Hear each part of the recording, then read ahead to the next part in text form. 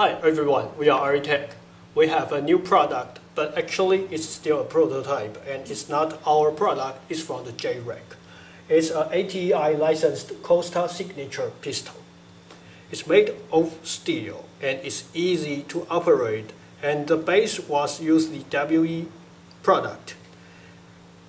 It's easy to cut and operate, very smooth and shiny.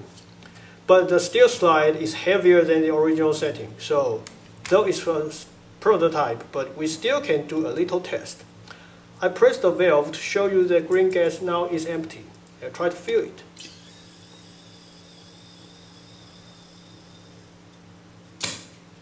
Okay, and now I want to fire it.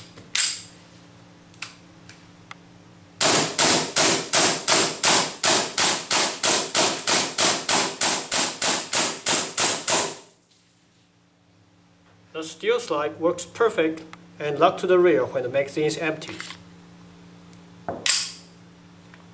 This is the prototype and it's JRAK product.